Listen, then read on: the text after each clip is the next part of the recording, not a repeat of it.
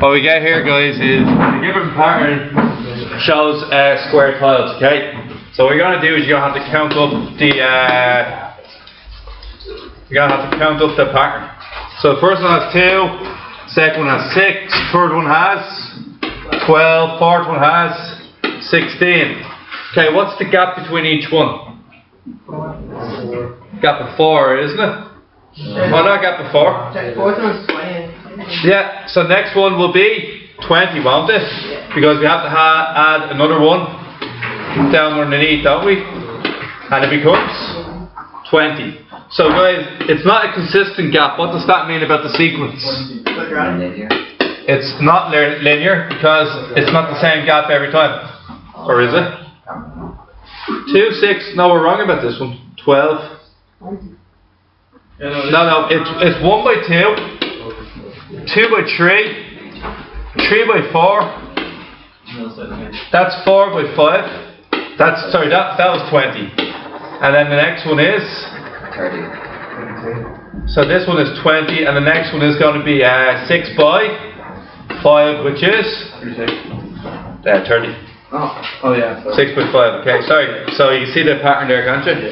Now, so it goes 20 and 30. Now, on first analysis, is this a linear pattern? And how do I know it's not a linear pattern? Because the gap goes up each time. The gap, it's not a consistent gap. If it's a consistent gap, it's linear. So it's not linear, usually it's quadratic. What's the formula for a quadratic sequence? I might know it off by heart. What's Tn? Go on, James. Ewan. N squared.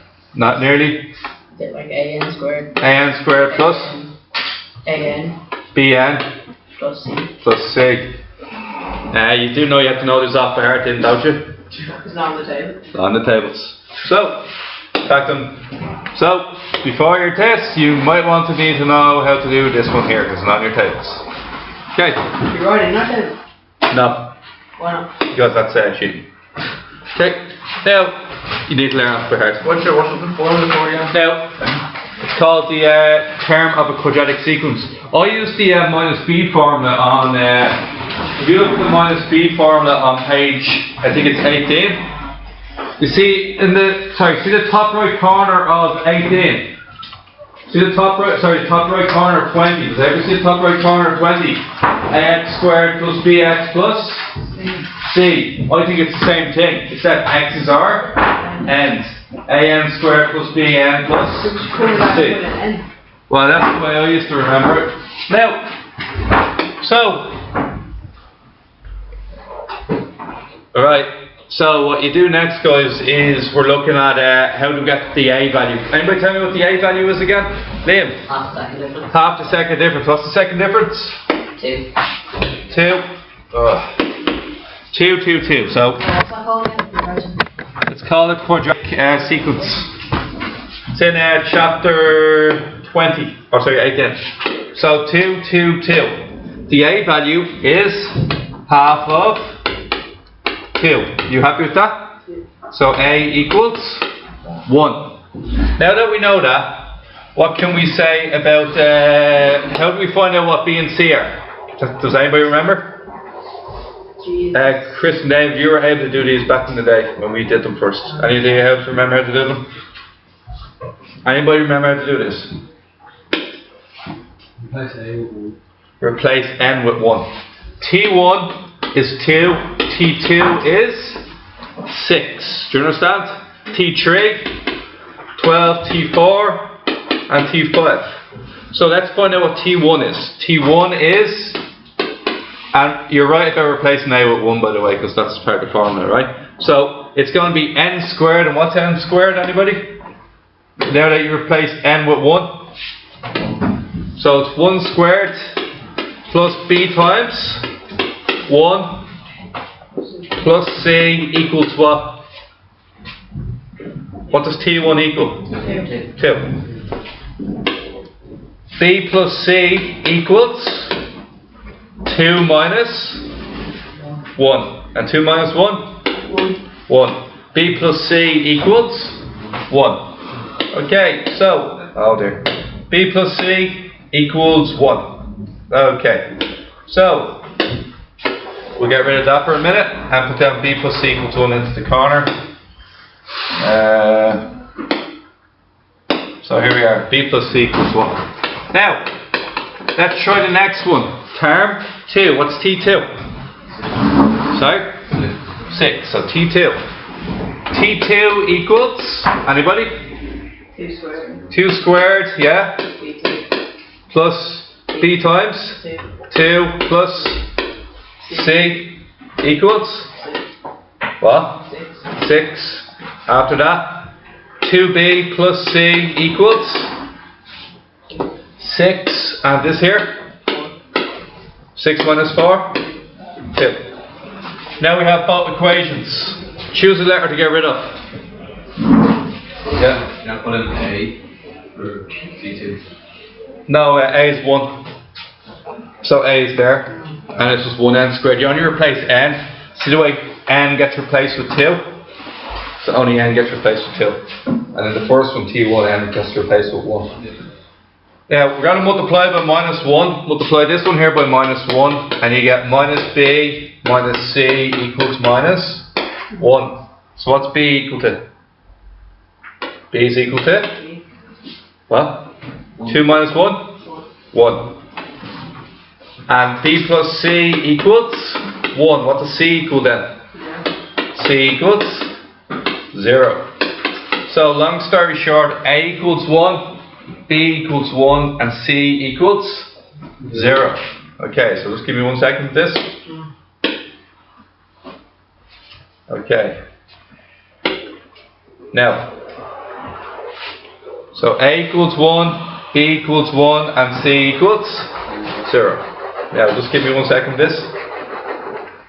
So, A equals 1, B equals 1, and C equals 0. What does our equation become then? Tn equals, anybody? 1n squared. Our n squared plus 1n plus 0. plus 1n. Okay. Can anybody tell me what this formula does? Can anybody tell me what this formula does? What does it do? Can you find any pattern or something? I can find the number of tiles in any pattern I want. Pick a number. The third one, for instance. What's the answer for T3? 12. Replace n with 3.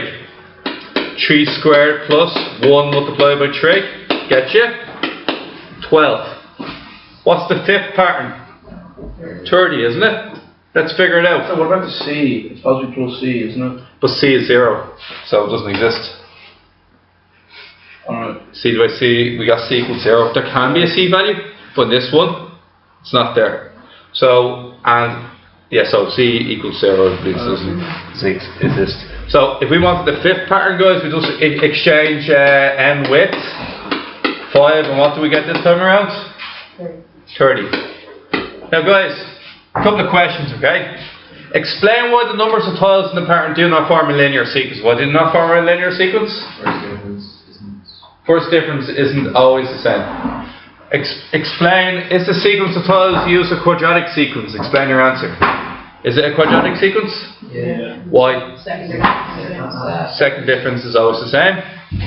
Okay, done and done. Now guys, that's this question done. I'm going to move on to a side point now, okay? And this side point is hopefully going to help you out. Anybody remember what perimeter is? Perimeter? There, okay. So, if you imagine each tile is worth 1, okay? Can anybody tell me the perimeter of the first one? 8.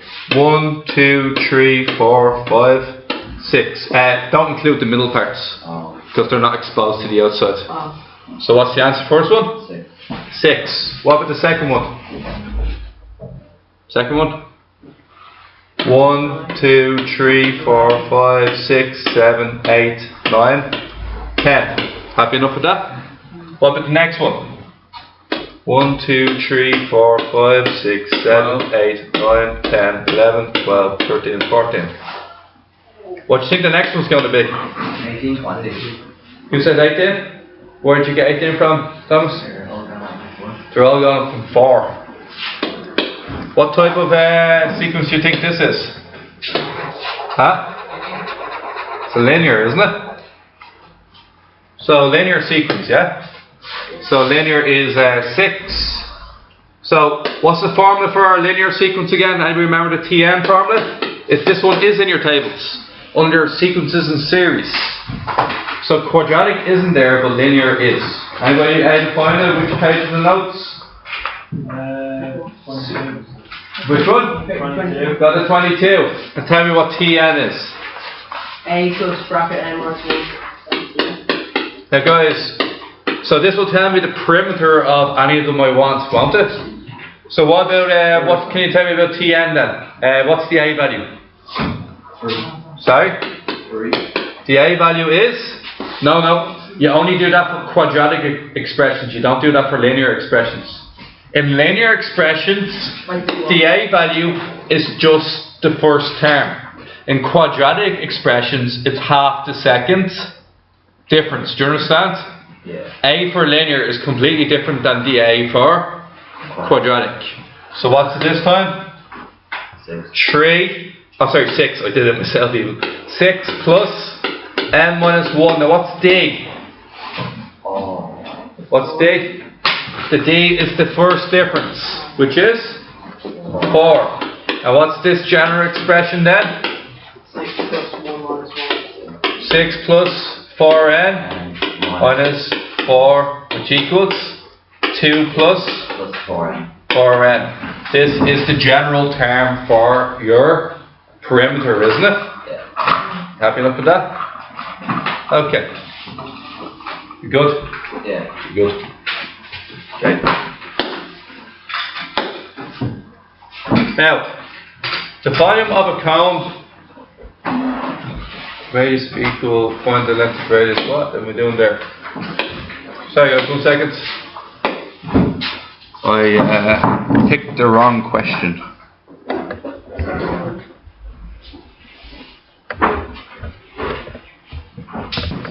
What we're going to get, guys, is a solid metal cylinder of radius 5 centimeters and height 12 centimeters is melted down and recast into a cone of base radius 10 centimeters. Calculate the cone. So, what we have here is a cylinder. Now, in your notes, what? This is the first Chapter 7 in. Chapter 7 in. Okay. Now, radius 5, and what's the other one? Height 12. Can anybody in the class tell me what is the volume of this? What's the volume of this cylinder? Anybody know the volume of a cylinder? Check it on your notes, and you get volume equals pi r squared h. It's in your notes, right? Should be able to find it. Now, how do I do it? I say V equals pi multiplied by 5 squared multiplied by 12. And what is that? 5 I think it's 300 pi. Will somebody check that out for me? 300 pi. What's the units? Centimeters cubed. Do you understand? Centimeters cubed. Now, what happens when I melt something down and turn it into a new shape? What's the similarity between the old shape and the new shape? Same volume. They have the same volume. Because you're using the same amount of metal or material to make the new shape. Everybody happy with that? Now, what do we know about the new one? The new one has a radius of 10, but we don't know the height. Is everybody happy with that? We don't know the height. So what is the volume of a cone? Anybody know? Third pi r squared h. And then what do we get here? The volume is 300 pi equals a third pi. What's the radius squared? 10 squared multiplied by h. What letter are we trying to get on its own? H. We have to figure out what h is. Anybody have any idea how to go about doing this? H of 12. That's in the old one. we're looking for the height of the cone. The height of the cylinder was 12. Cylinder, cone. Cone's different heights. Where do you get the third? The formula. Third pi r squared h. Okay guys, so That's the point for count, is it? yes. It's on page 9 or 10 or 7 or 8, somewhere there. Okay, what happens to the pi's on both sides? Cancel, cancel. What can I do with the 3? Put them over. Bring it over and multiply, and that becomes 900 equals 100. H. What's H equal to? 9. Bring the 100 underneath. H equals 900 divided by 100 equals 9.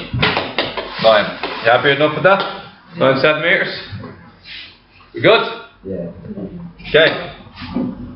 Are all like the volleyball volume form of the tables? Pretty much all of them, yeah. Now, this is a chapter 6 question. Chapter 6, right? A running track is in the shape of a rectangle of width, semicircular end as shown. Calculate the length of the track. So, Higgins is out practicing for his rugby and he decided to go on a couple of laps. So we had to figure out how much laps what is one lap, alright? So, what we do is we go to our notes here and we try to figure out, look, how do we find the length of the semicircle, okay? Or the length of the circle even. So, if you go to page 9, you'll see something called L, okay? And this L is written as 2 pi r multiplied by, is it theta over 360? Now, what that means is this. If I want to find out the length of something, like for instance, if I want to find out the length of the green length here, see the green length? Can anybody tell me what angle is here? What's the angle of a semicircle? 180. Alright, what's the radius of my circle? 63 divided by 2, which is 31.5. So 2 pi multiplied by 31.5 multiplied by what? Anybody else? 180 over 360. What's that get us in the calculator? 31. Well, don't round it off to the very end. Well, where do you get like the 2? Because that's the diameter. The radius is only half that size. The 63 is the diameter. So you only want to find half of that for the radius. The formula is in terms of the radius. What do we get? Anybody? 98.96. What'd you say? 98.96. 98.96, alright? What do you get, Higgins? I got, yeah, but I got 63.0. 63. Oh, there's that. So 99 point? 98.96. 98.96. Now guys, here's the problem. How many green sections do we have? Technically 2 of them, isn't it? So we're going to multiply that by 2. How many straight line sections do we have? So we'll be in yellow. From here to here. How many straight line sections? So it's going to be plus 2 multiplied by 101. And what do we get when we multiply them, add them together? Does it not matter that pi is 20 over 7? You're right, it should be 22 over 7 for the question. But just for this question, we'll just take it as the pi button, alright? 399.92. 399.92. So roughly 400 meters, yeah? David had a good point. I wasn't meant to use the pi button in my calculator, I was actually meant to use 22 over 7. I'll still get roughly the same answer, okay? There's nothing wrong with the technique, I was just going to use 22 over 7 in my calculations, that's all. It's okay. Still the same answer. I don't understand. Why do you divide by 2? 63. 63 is the diameter. A radius is only half the diameter. So the definition of radius is the center of your circle out to the edge. we're given 2 of them. So that's why we have to half it. Because we only want half the distance. Because radius is what we use in the formula. Is that alright? Yeah. Alright. Everybody alright with that? Alright. Now, if I had another one, okay, and I have 3/4 of a circle, like so. I told you that's 90 degrees. I'll tell you that this here is, I don't know, 50 meters. Can anybody tell me, how would I find the area in green? Area. Go to your tables and pick me a formula. Area of a sector. Rory. Pi or square, Yeah. bracket, that sine over 360 degrees. So Rory's saying my area is pi r squared over theta over 360. Okay, Rory. You know what pi is? What's r? Or is 50. Okay, what's the angle? 270. Rory says 270 because that's 90 away from 360 gives me 270 all over 360. And when you put it all in the calculator, what do we get? Where do you 270? It's 270 degree angle because a full circle adds up to 360 and we're missing 90 degrees, which makes it 270. You know what theta is. That's the angle. The angle of the shaded region is 270. So what you get? 2000? 1,875. Yeah, that's grand. And what is it? Meters cubed or meters squared? Area or volume, lads? Area, which is meters squared. Okay.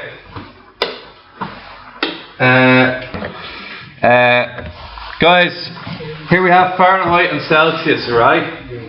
The freezing point of water is 0 degrees. What is it in Fahrenheit? So when C equals 0, find F. Are you happy enough with that?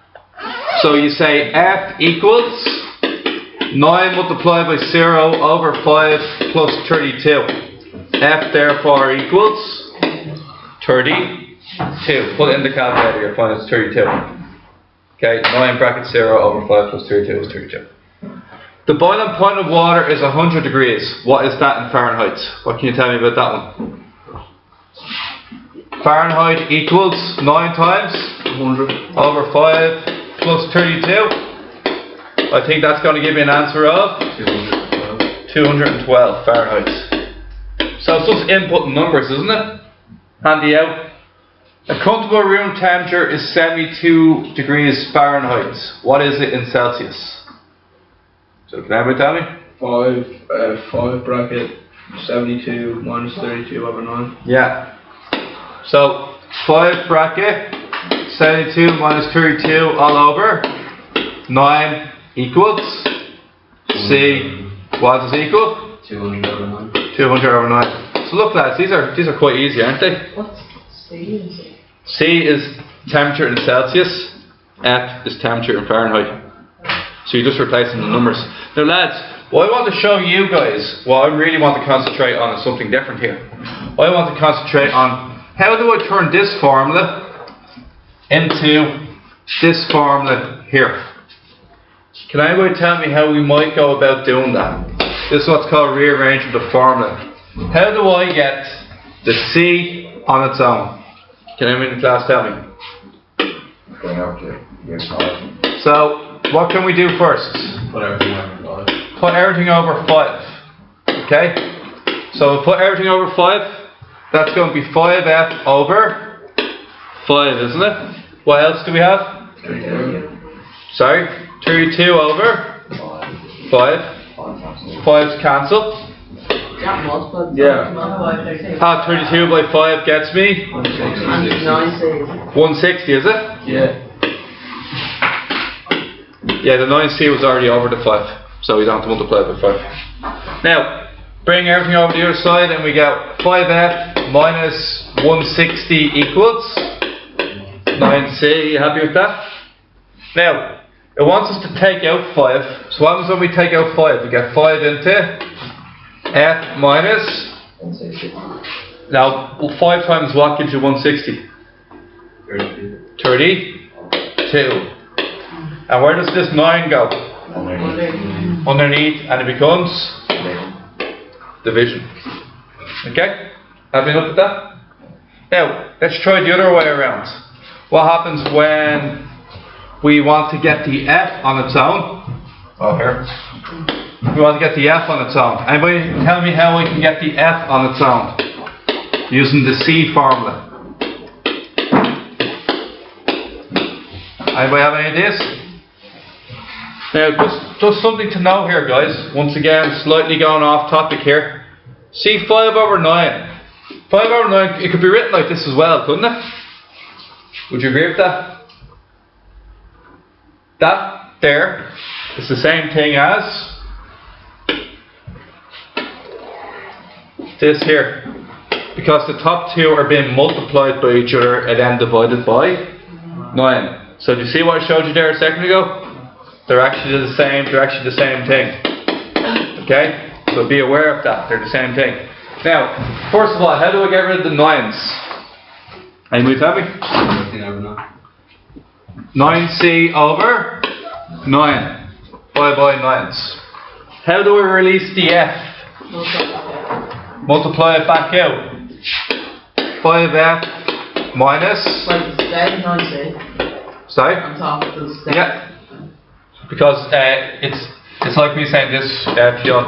A third plus 4/3 equals 5/3. Would you agree with that? Now I cancel all the 3's. I didn't have to change anything because it's still equal. Okay. Now what do I do with the C? What am I getting on its own this time? The F. What do I do to the F to get it on its own? Anybody? Is it the F or the C I'm getting on its own? The F. How do you get the F on its own? Take the 160 this way. Bring in the 160 over the other side. So we're going to get 9c plus 160 equals 5f. And how do we get the f on its own then? Divide everything by 5. And we're going to get 9c over 5, 160 over 5, and... Oh, wait a second. Yeah, we're just going to divide by 5. Okay? And that disappears because it's gone underneath. And what's 160 divided by 5? Anybody? 32. Okay? That's 32. Now, these ones here are really easy. You just add them together, lads, and they are about equal. So,